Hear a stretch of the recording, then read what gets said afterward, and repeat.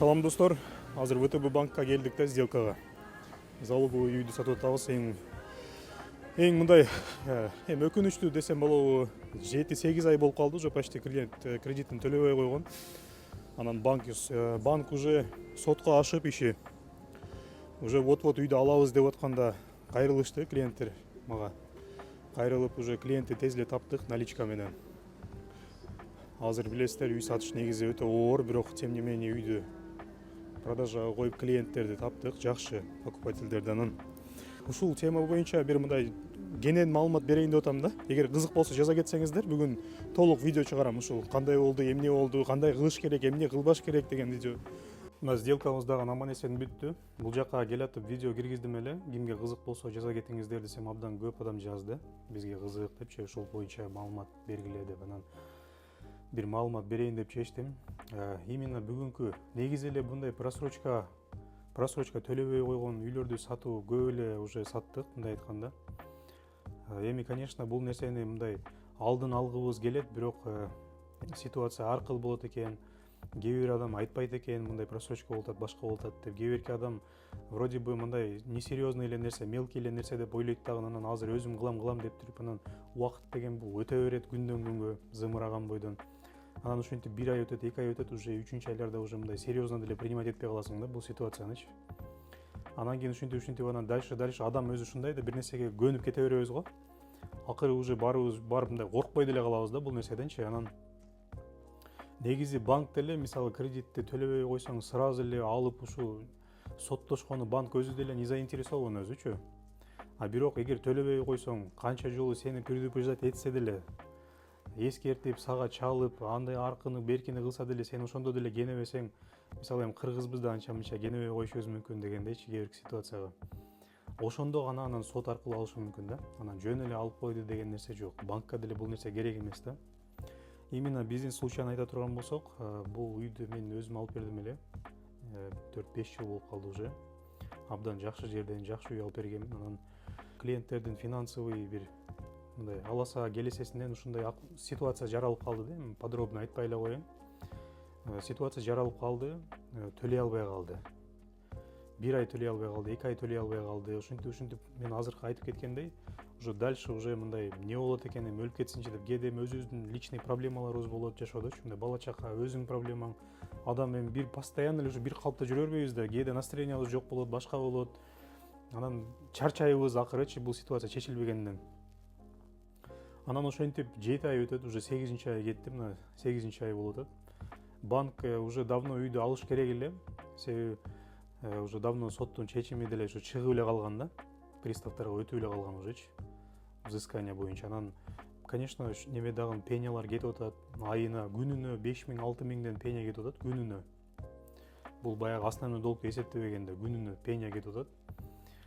Общий ушу бир кыйла эле болуп калды, бир 400 миңдей болуп калды пеня. Анан общий основной долг менен чогуу где-то бир ушу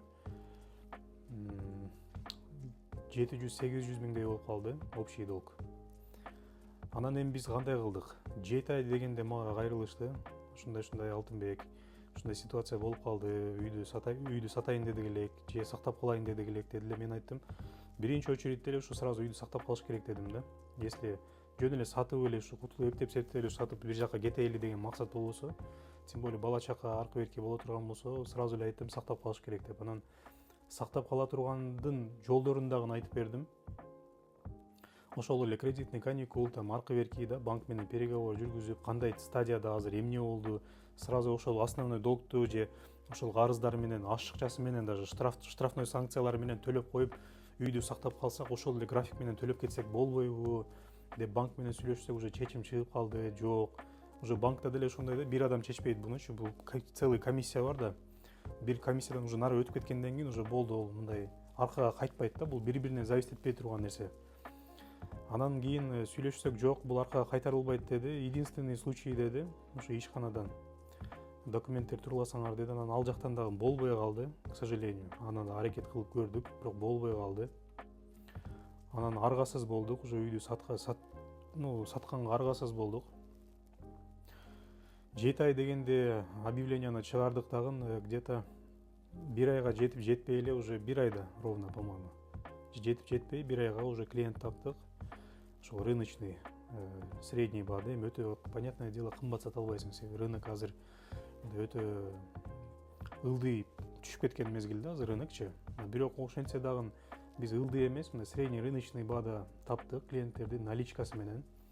Анан дагы эң кызыктуу нерсени айта кетсем, клиент мисалы алармандын дагы риэлтору бар дегендей, анан башкасы бар, аларга дагы акыл үйрөтчү адамдары бар дегендейчи. Анан биздин ситуация мындай не самая лучшая да, на самом делечи. Себеби алып аткан адам дагы текшерет да. Продавец текшерет да, то есть бизди.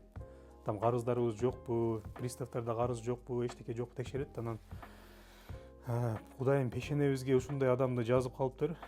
Биринчи эле жакшы өздөрү риэлтору жок эле келип калды. Анан биз ушундай залогдогу үй десек, эртеси күнү мен алам деди ошол күнү элечи үйдү көрүп. Анан ушундай ВТБда залогдо, бирок мен силердин ишиңерди дагы параллельно бүтүрүп берем бесплатно эле. Самое главное биздин үйүбүздү алгыла аман эсен. Без торга биздин үйүбүз аябай жакшы баада деп айттык. Анан макул без торга болсо деле алайлы деп алар макул болду да. Анан бирок эртеси ошо залогдо десем, эртеси күнү юристтерге баралыптыр. Риэлторлорго эмес, даже юристтергечи. Эми основной юристтер бул мындай риэлторский иш менен мындай не нацеленный да, алардыкы эми гражданский, уголовный башка бир аз башка профиль алардыкычы. Анан кийин ошо юрист менен деле сүйлөшүп айттым, эми кийин өзүм менен дагы сүйлөштүм, эми сага юрист керек эмес деп. Конечно, биздин кызыкчылык үйдү сатыш керек. Азыраак головной боль мененчи. Анан айттым, ушундай давайте мен вам помогу өзүм эле, бесплатно эле. Самое главное, что биздин үйдү аман эсен алгыла. Керектүү силерге документтерди, справкаларды мен эле бүтүрүп берем өзүм.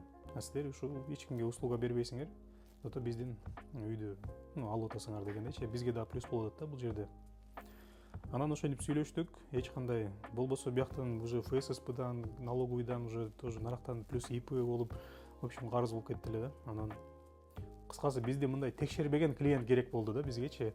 Кудайым пешенебизге ошондой клиентти жазып, мына бүгүн аман эсен сделкага чыктык. Үйдүн общий стоимостунан баягы карызды алып калат. Основной долг и просрочка болгон карызды. Ошондо дагы бир аз акча ашат. Ашкан акчасын ошол башка дагы нуждаларга иштетебиз. Эми в дальнейшем эмне кылабыз? Ушундай ситуация болду уже. В дальнейшем ушу семейный ипотекага аракет кылайын деп атабыз азыр. Эми уже өзүң үйүңдө жашап калгандан кийин уже бирөөнүн үйүнө көнүшүң абдан кыйын да. Ошого азыр семейный ипотекага туура келишет. Азыр ушу жаңы новостройкадан үйлөрдү карап атабыз азыр жакшы условиясы менен. Эми айта кетчү нерсе болор иш болду. Ушул нерсени кантип мисалы үйдү сактап калса болот эле, же болбосо бунчалык просрочка кылбаштын кандай жолдору бар эле деген суроого жооп бере кетсек, биринчиден сөзсүз түрдө ушундай ситуация пайда болду, сразу мындай билген адам менен, жакшы специалист менен байланыш керек, сөзсүз түрдө эмне кылабыз деп, сразу эле. Не обязательно бир 2-3 ай өтсүн, анан эмне болот экен, кандай болот экен, өзүм биринчи кылып көрөйүнчү, риэлторлорго же бирөөгө кайрылсаң акча бересиң да деп мындай неме кылбаңыздар. Себеби ал акча мындай күндө кетип аткан процент менен жөн эле мындай копейки болуп калат да, мындай айткандачы. Ошон үчүн билгендерден сурап, жакшына четкий планды коюп туруп, ошол менен кетиш керек да. Мисалы биринчи биз кредитный каникул алсак болот эле. Анан дагы көптөгөн бизге возможностьтар чыкты, бирок аны кыла албай койду. Мисалы клиенттерибиз кыла албай койду, возможность жок болду. Биринчи эле нерсе бул мисалы эгер бизге заранее кайрылганда башында эле кредитный каникул алып берген аракет кылат элек да. Эми понятное дело, кредитный каникулдун ичинде дагы толгон токой мындай маселелер бар. Но тем не менее ошол нерседен баштайт элек да. Биринчи эле мисалы кредитный каникул алып бермекпиз да. Но кредитный каникул деген сөздүн чынын айтсам мага жакпайт. Себеби каникул деген сөз баягы кулагыбызга жакшы угулат, бирок мындай анын аркасында көптөгөн мындай немелер бар да, мындай подводный камендери бар да. Себеби менин түшүнүгүм боюнча мынандай болуп калат да. Мисалы азыр төлөй албай аткан адам, мисалы ошол эле 50 миңби, 60 миңби да, например. Азыр сен 1 айдыкын төлөй албай атасың, напримерчи. Эртең 2-3 ай каникул ала турган болсоң 5 айга чейин. 5 айдыкка кийин сразу одновременно келгенде, то есть сага 5 эселеп дагы мына оор болуп калат да. Ошон үчүн эң основной долговая ямага тартып кете турган нерсе ошол да. Кредитный каникулдан башталып кетиши мүмкүн көп нерсечи. Себеби сен кредитный каникулду мында жыргаганыңан алып атканың жок да. төлөй албай атасың, эртеңки күнүңө гарантия жок, болобу болбойбу. То есть айтат элем ушу кровь из носа төлөш керек да баары бирчи, ушу ай сайын бирөөдөн карыз алып болсо дагы. Кредитный каникул эми совсем бул акыркы стадияда, мындай айткандачы. Ага чейин мисалы азыр 7 ай болуп кетти деп атпаймынбы? Мисалы 1-2 ай төлөй албай калдыңбы, все уже мисалы специалист менен сүйлөшсөң, аркы беркиңи сурап туруп эле четко айтат да ужечи дальше. Төлөй аласыңбы же төлөй албайсыңбы? Мисалы айтмакпыз, төлөй албайсыңар, давай үйдү продажага коелу дейт элек дагы, бунчалык эми не обязательно ушунчалык убакыт өтүш керек эле да, мисалы 7 айда эптеп эмес уже просрочка болуп кетти да биягычы. Сен күйүп атасың да мындай айткандачы. Ошону мисалы бир 2 ай же 1 ай, 3 ай максимум болуптур. Өткөндө дагы айтканда, например, үйдү эртерээк сатып берет элек да, например. Бирок эми пенде экенбиз, ушинтип аракет кылышты, башка болду өздөрү үчүн, мисалы 7 ай өтүп кетти арадан. То есть 7 ай деле эми негизи көп срок да, 7 ай делечи уже бул жарым жылдан көп деген нерсе да. Ошон үчүн эң негизги нерсе, айта турган нерсе, сиздерде мындай ооруну дарылагандан көрө алдын алган жакшы дейт го кыргыздарда. Эч мындай уялбаңыздар, тартынбаңыздар, бир нерсени билбей атсаңыздар сураңыздар. Эмнеси болбосун вопростон качып эмес, чечип кутулуш керек.